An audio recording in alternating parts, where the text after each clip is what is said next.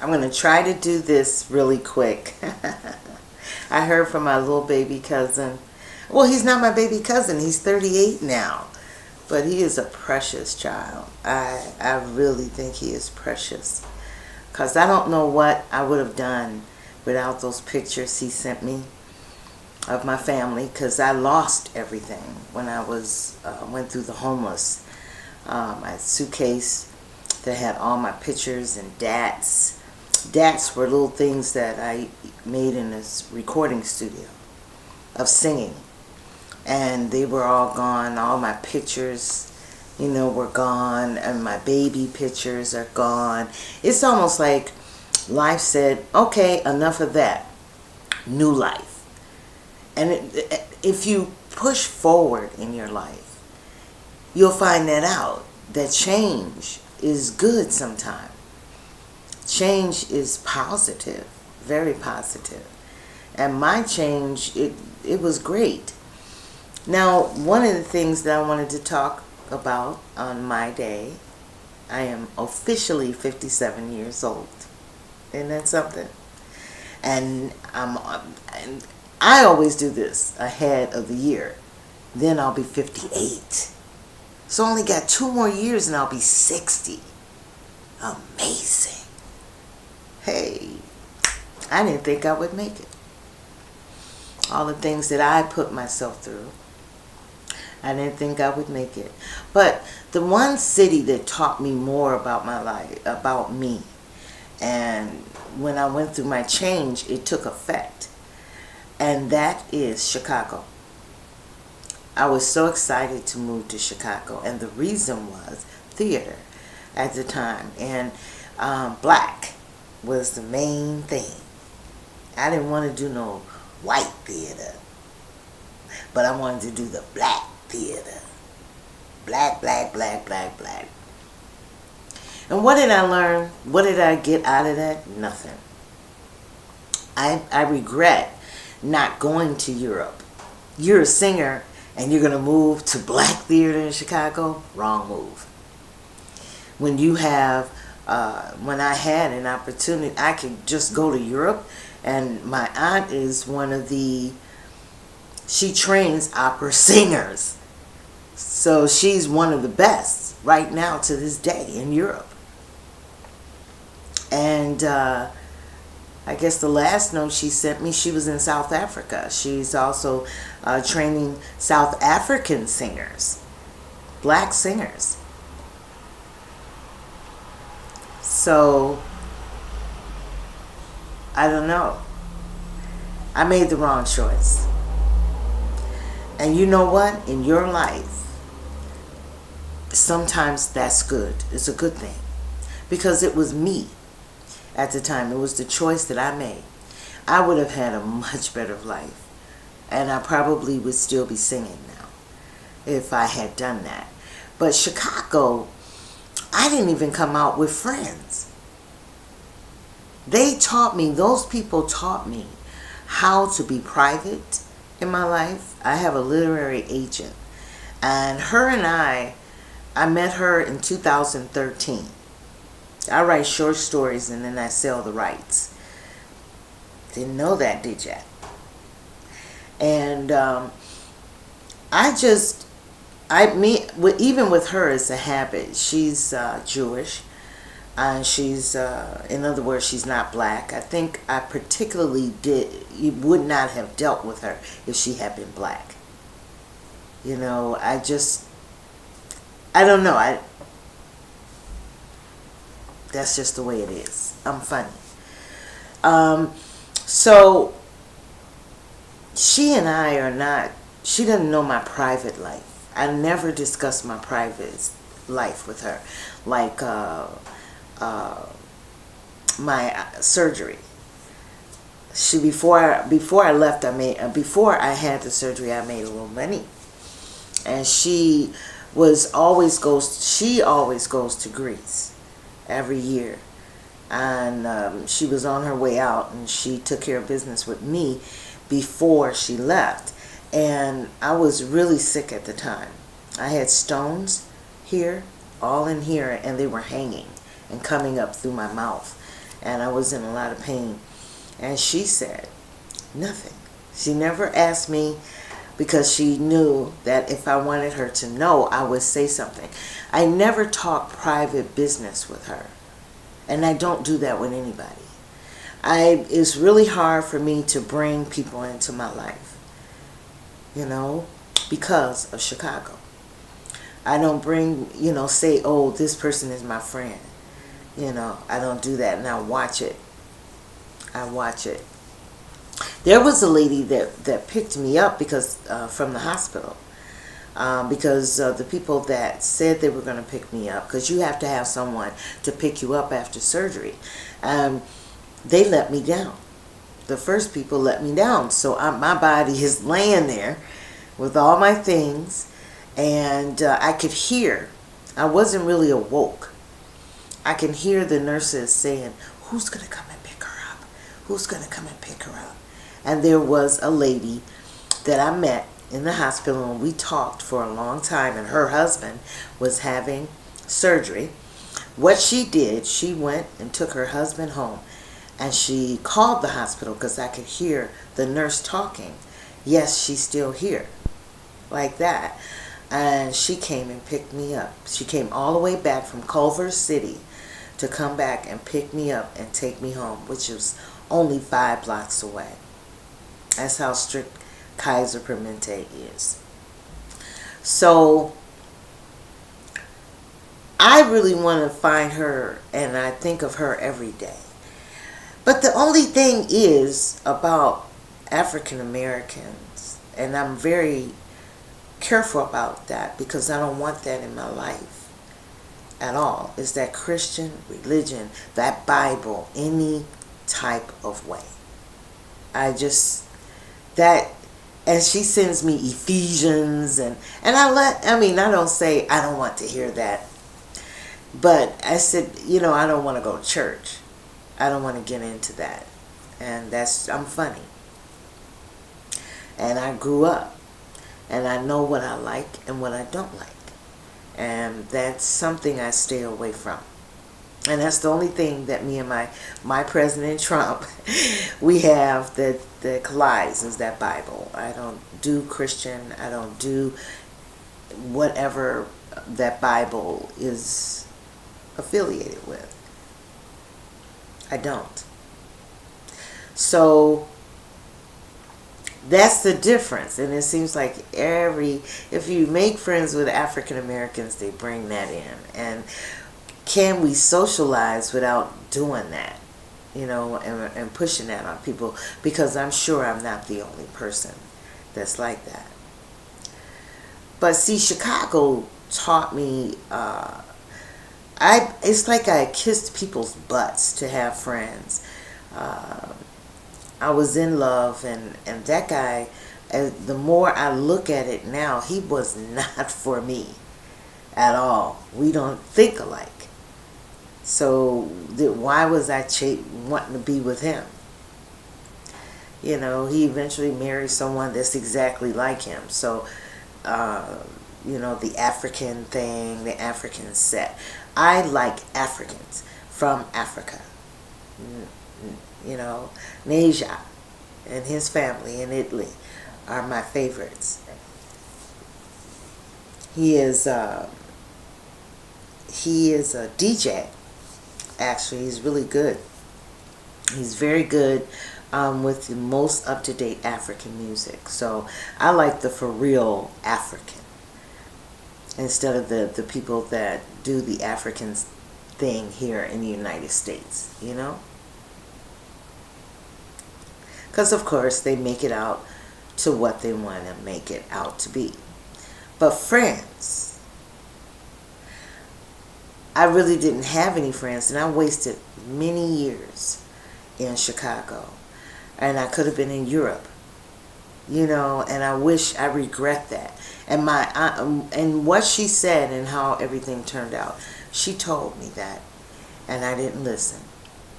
And I had a way out, and I didn't. And I stayed hopelessly in Chicago, dealing with people that talked about me, or they just weren't good friends. Until this day, I would not call them friends. There's one director I liked because he was honest. Just like I love my President Trump. This particular director, I really respected him because he was honest about everything that he said to me. I carry with me in my life today, and I really admire him a lot. You know, he is still the bomb. He's a good person because he's the truth. So, but I never got close to him either. I should have gotten closer to him. But I don't have a lot of friends in Chicago. I know that those people will try to burn me alive. And I don't care. It's sad, though, that I wasted so much time on people and things that really shouldn't have been in my life. So the last thing that I wrote was Like Minds. A little short story. I sell my rights. And then I don't know what those people do with it afterwards. But it was like minds. It was a story of people that think alike. And they're so much important. They are more important in your life than anything. If you get people like that, it's very rare. So me being by myself a lot and kind of a loner, I don't feel bad about that. And I'm doing that on purpose because I'm picky. I'm very picky of who I have around me and what they think. Now, if you're an Obama fan, sometimes you can find people to be around where you are different, but you accept each other for the differences, and that's very rare. But to find people that think like you, before they speak, you're everything that you do and you agree upon. Like President Trump. I love my president. I'm going to tell you, I really respect him because he is the truth. What comes out of his mouth, he does not have to be like all the rest of the presidents talking like this. He doesn't have to do that. If he wants to say, you're a piece of shit, I love that. Okay? He's honest. He's brilliant. He's brilliant. He's a brilliant mind. I find myself as being very intelligent. That's what Chicago missed. I'm very intelligent. I think my IQ must be over 100 when it comes to writing and stuff, because my professor had told me that. And he said, dang, your characters are so vivid. And I write in a quick, it doesn't take me forever. I see it and then I write it out. I have a dragon and I can talk into it, and it just, because I don't like typing it like that. I don't like editing either. I'm trying to find a software to do that for me. That doesn't make sense, but that's the way it is. I don't like working hard.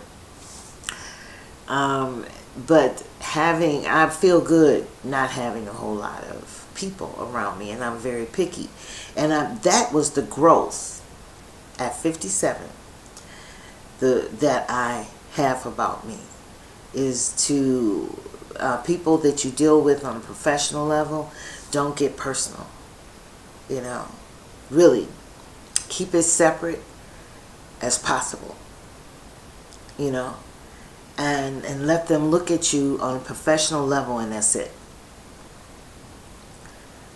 Don't make friends. You got a whole bunch of artistic friends, and that's not happening with me. I got to check and see if Adele Song of the Year. I'm just not a fan of hers. I guess it's because, for a white girl, I know so many white girls that could sing her up under a table that didn't have the opportunity. Somebody boosted her, PR'd her, and they did a good job. Because I know some white girls that could sing, but Tina Marie was my girl. Now that's singing. But I know some that could out-sing me. under a table. I would, if you go to an audition or you're around them on a set or something like that, and they sing, you go like that. Adele ain't like that with me. Sorry. But I wanted to go to the reggae thing for my birthday. I had a car because I don't really like driving in LA. Picky. It's a horrible place to drive. Oh, it'll wear you out. You drive and once and over where I live, you can't find parking spaces. I don't have a garage, so you have to find a parking spot, and that's like impossible. So I just rather not have all that. But you had to have a car to go to this function, and it's reggae, and I know I would have enjoyed that. Maybe next year, I have it, and it was very expensive. I know one of the tickets that I wanted was $140, but then they dropped the price the next day to $65. And I didn't want to get involved with protesters and people hating on my president, because I can't enjoy myself and the immigration raids. I don't want to get involved with that, and I really don't know about it. Would I tell on somebody? I would never do that. I'm not a snitch. I hate it. Snitching is, you can prevent from telling on people. Don't do that, because it's not my business. It's just like Obama being gay. It's not my business. Yeah, I said it. No straight man would promote homosexuality, but a gay man. And it's okay. It's okay for him to be gay. I would have respected him more if he was like my president and just be truthful about different things. Stuff comes out of his mouth. If he was truthful. And like black people were his legacy. He left them completely out for LGBT, or I don't know how to say it, but it was wrong. And it was the one thing that I did not like about him. So, and then Big Mouth, his wife, or boyfriend, whatever, she talked big about, she didn't say nothing the whole 8 years that meant something. And then she's going to talk about President Trump like that. I was like, where the hell has she been? So those are, if people promote Obama and every time you look there, Obama, those are not the type of people I need to be around. And it's good that we are apart. Homie, don't play that. 57. That's what I learned. You have to be very careful about the people that you have, because a lot of your downfalls could be the curse of people that don't really like you. That's like not letting people into our country, just anybody into our country, because they don't like us. Americans, they don't. What could be the Mexico problem? They just like that. That's their nature. If they want something, they'll take your social security number. Do you know the effects of somebody taking your social security number?